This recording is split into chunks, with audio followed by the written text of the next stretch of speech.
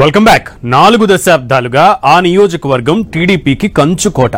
ఆ సీనియర్ నేత మరణం తర్వాత ఉప ఎన్నికల్లో గట్టెక్కిన సైకిల్ పార్టీ ఆ తర్వాత 2 దశాబ్దాలుగా అక్కడ నెగ్గిందే లేదు. గత ఎన్నికల్లో కూటమి హవాలో కూడా ఆ సీటు కోల్పోయింది టీడీపీ. సీమలో కూటమి కోల్పోయిన సీట్లలో ఒకటైన బద్వేల్పై సీఎం చంద్రబాబు స్పెషల్ కాన్సంట్రేషన్ పెట్టారట. ఐబీఆర్ఎస్ కాల్స్ ద్వారా ఒపీనియన్ సేకరించి ఇన్ఛార్జ్ను నియమించబోతున్నారట చంద్రబాబు.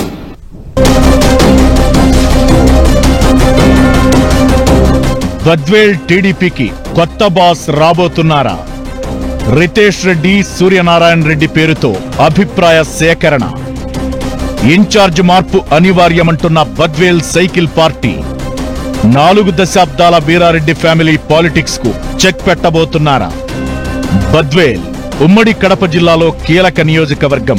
ఈ స్థానంలో టీడీపీ గెలవక 20 ఏళ్లవుతోంది.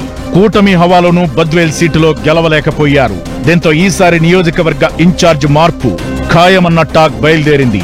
అందుకు తగ్గట్లే టీడీపీ అధిష్టానం కూడా ఐవీఆర్ఎస్ కాల్స్ ద్వారా పబ్లిక్ ఒపీనియన్ సేకరిస్తోందట. ఇప్పటికే నియోజకవర్గ ఇన్ఛార్జిగా ఉన్న రితేష్ రెడ్డితో పాటు Kadapa DCC bank chairman Suryanarayana Reddy పేరుతో అభిప్రాయ సేకరణ చేస్తున్నారట. వరుసగా 3 జనరల్ ఎలక్షన్స్ లో బద్వేల్ సీటును కోల్పోవడంతో ఈసారి టీడీపీ అధిష్టానం గట్టిగానే ఫోకస్ పెట్టిందట. బద్వేల్లో రాజకీయంగా ఎంతో పేరున్న బిజువేముల వీరారెడ్డి కుటుంబంతో పాటు ప్రత్యామ్నాయ మార్గాలను వెదికే పనిలో పడింది సైకిల్ పార్టీ.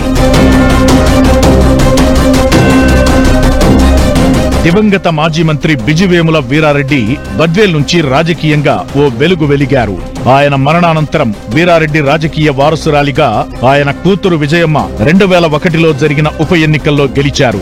2004లో పోటీ చేసి ఓడిపోయారామె.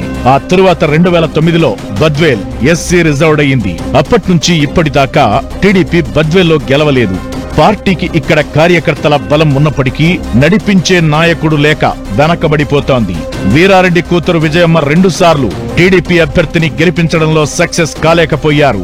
ఈ ఎన్నికల్లో తన కుమారుడు యువనేత రితేష్ రెడ్డికి పగ్గాలు అప్పగించారు. యువకుడికి పగ్గాలు అప్పగిస్తే మార్పు వస్తుందని భావిస్తే గతం కంటే పార్టీ మరింత బలహీనంగా మారిందన్న టాక్ మొదలైంది. వర్గపోరు గ్రూపు తగాదాలకు రితేష్ కేరాఫ్ గా నిలుస్తున్నట్లు హైకమాండ్ దృష్టికి చేరిందట. 2024 ఎన్నికల్లో టీడీపీ అభ్యర్థిగా మాజీ ఇరిగేషన్ అధికారి బొజ్జ రోసన్నను ప్రకటించారు. కానీ కూటమి సీట్ల సర్దుబాటులో బద్వేల్ సీటు బీజేపీకి కేటాయించారు. కూటమి ధర్మం పాటిస్తూనే అదే అభ్యర్థిని బీజేపీ తరఫున పోటీ చేయించాలని విజయమ్మ కోరడంతో చంద్రబాబుతో పాటు కూటమి నేతలు సహకరించారు.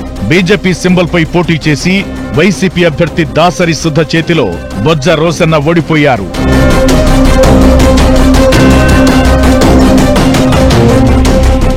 నియోజకవర్గ ప్రజల్లో రితేష్ రెడ్డిపై సానుకూల అభిప్రాయం లేదట. ఆయన వైసీపీకి సహకరిస్తున్నారన్న ఆరోపణలు కూడా ఉన్నాయి. అనుభవలేమి, అలాగే యువకుడు కావడంతో సీనియర్లను కలుపుకుపోవడంలో పూర్తిగా ఫెయిల్ అయ్యారన్న టాక్ నడుస్తోంది. ఈ నేపథ్యంలో టీడీపీ నుంచి వస్తున్న ఐవీఆర్ఎస్ కాల్స్ లో రితేష్ రెడ్డి కంటే సూర్యనారాయణ రెడ్డి వైపే సానుకూల స్పందన వస్తున్నట్లు సమాచారం. బద్వేల్ పరిధిలోని అట్లూరు మండలానికి చెందిన ప్రముఖ రైల్వే కాంట్రాక్టర్ సూర్యనారాయణ రెడ్డి ప్రస్తుతం కడప డీసీసీ బ్యాంక్ చైర్మన్ గా ఉన్నారు. రితేష్ రెడ్డికి సంబంధం లేకుండానే సూర్యనారాయణకు నామినేటెడ్ పోస్ట్ ఇచ్చారని టీడీపీ నేతలు అంటున్నారు. బద్వేల్లో పార్టీ పూర్వ వైభవం తీసుకొచ్చేందుకు కొత్త నేత కోసం వెతికే క్రమంలో సూర్యనారాయణ రెడ్డి పేరు ప్రస్తుతం చంద్రబాబు పార్టీ నుంచి పంపిస్తున్న ఐవీఆర్ఎస్ కాల్లో వినిపిస్తోంది.